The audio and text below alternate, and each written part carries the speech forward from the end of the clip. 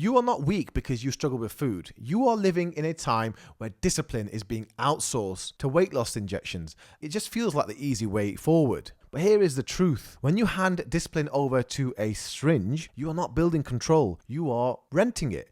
And that rent always comes back with a huge cost. Stay with me because the real consequence happens when you stop this drug. Assalamu alaikum, my name is Dr. Adnan Azad. I'm a medical doctor and a pharmacist based here in the UK. This video is for you if you are considering Ozempic, Wegovy, Mounjaro or similar injections, mainly for weight loss, self-control or for appearance. And by the end, you will understand what these drugs really do to your brain, to your gut and your long-term discipline. Not just your hunger. I want you to imagine this. I had a lovely patient. He had tried everything. Usually how the pattern was, it was 3 days of control and then bam, 4th day, cravings hit like a wave and you're binge eating. He said if this injection can silence the food noise, maybe he could finally have a disciplined version of himself. Now, he had no underlying medical conditions, no diabetes, he had no severe metabolic disease, but just tired of constant hunger and these evening binges.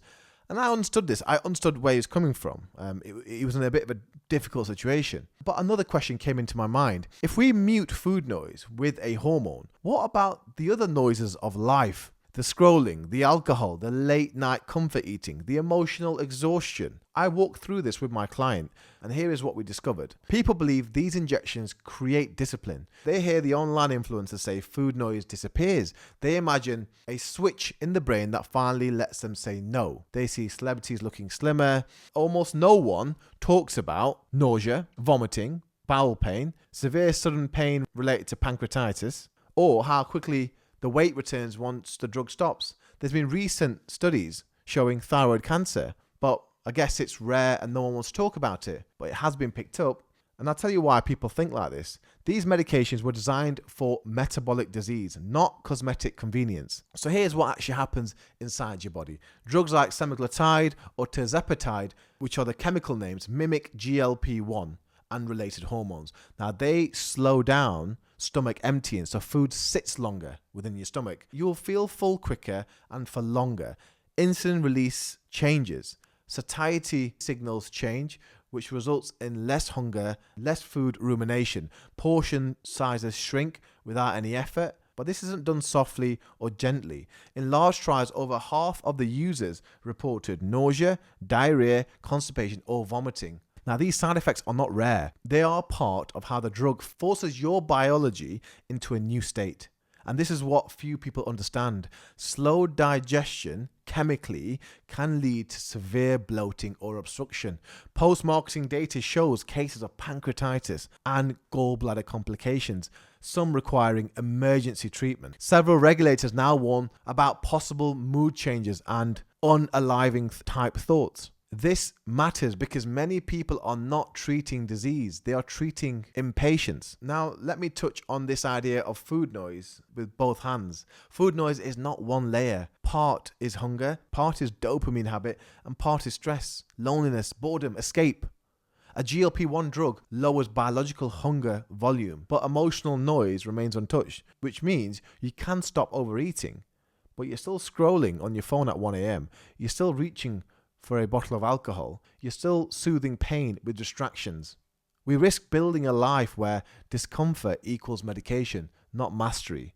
And here is the part almost no influencer will tell you. When you stop these type of drugs, the weight usually comes straight back on. For example, when we look at studies involving semaglutide, when it comes to withdrawal, participants regained most weight within 1 year, despite advice.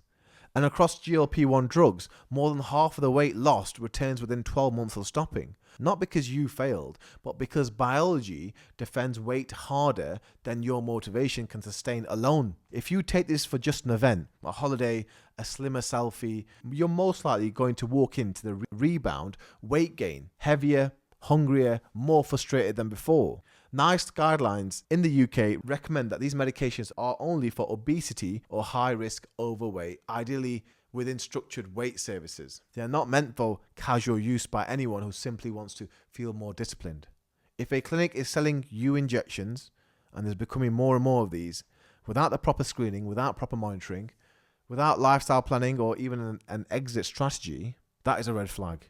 My question for you is, have you already seen someone lose weight fast on these injections only to regain it later with guilt and panic?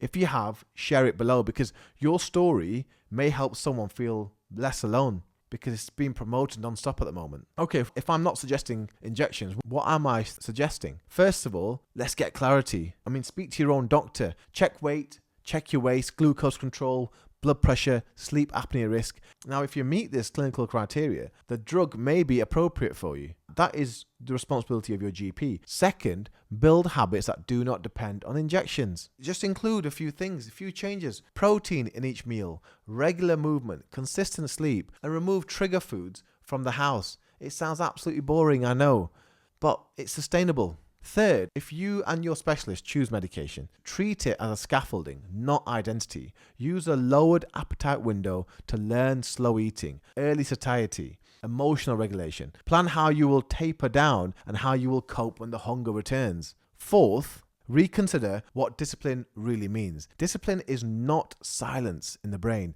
It is hearing a craving, understanding that craving, and choosing from a place of self-respect. When you see hunger cues as information, not flaws, everything will shift. Before, you might feel trapped in diet cycles, scrolling for Ozempic transformations. After, you see these medications not as rented willpower, but as medical tools for specific medical states. You recognize weight loss that lasts comes from foundations that you built now, not drugs alone. Now you understand what most people never get told, and you can act on it now. That's all for today. I wish you all the best. Thank you for watching and hitting like. Please do not forget to subscribe for more health content. It really means a lot if you do. And inshallah, I will see you in the next video. Please look after yourself, look after your family. Assalamu alaikum.